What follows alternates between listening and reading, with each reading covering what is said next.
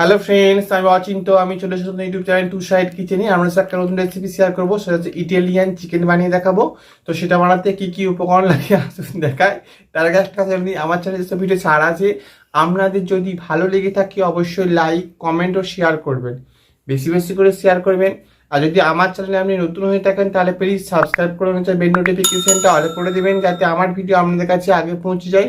তাহলে চলুন, Italian chicken বানাতে কি কি উপকরণ লাগে আসুন দেখাই।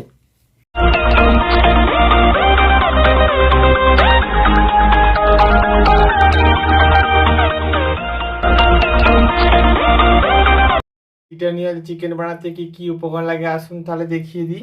এখানে আমি পরিমাণ মতো চিকেন নিয়ে নিয়েছি।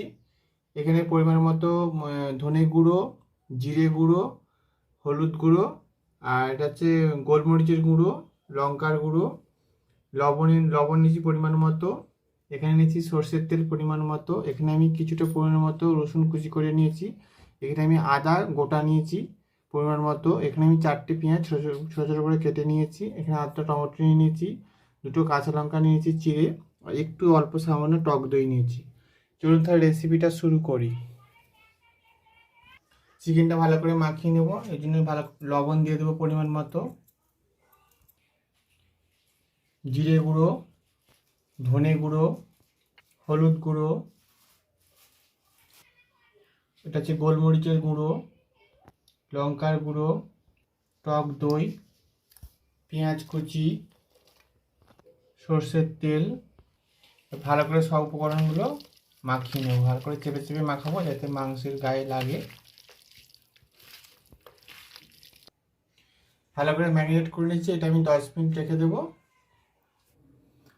গ্যাসটা দিলে কড়াটা বসিয়ে দিচ্ছি, কড়াটা গরম হয়ে গেছে। এর মধ্যে পরিমাণ মতো সর্ষের তেল দিয়ে দেবো। গরম হয়ে গেছে, আমি এর মধ্যে 3টে এই কাঁচা লঙ্কা চিড়েছিলাম সেটা দিয়ে দেবো। এবারে আমি চিকেনটা ম্যারিনেট করে রেখেছিলাম 10 মিনিটের জন্য, সেটা দিয়ে দেবো।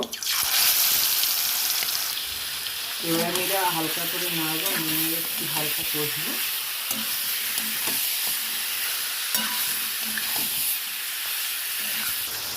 এবার রসুন কুচিগুলো দিয়ে দেবো। আদাটা একটু গ্রেট করে দেবো, দিয়ে দিচ্ছে ভালো করে নেড়ে চেড়ে কষিয়ে নেবো।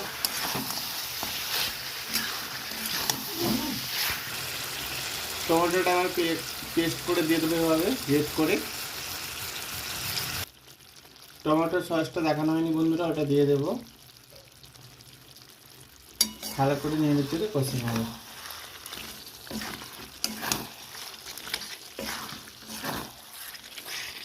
ভালো করে কষে নিয়েছি, এবার আমি অল্প সামান্য জল দেবো।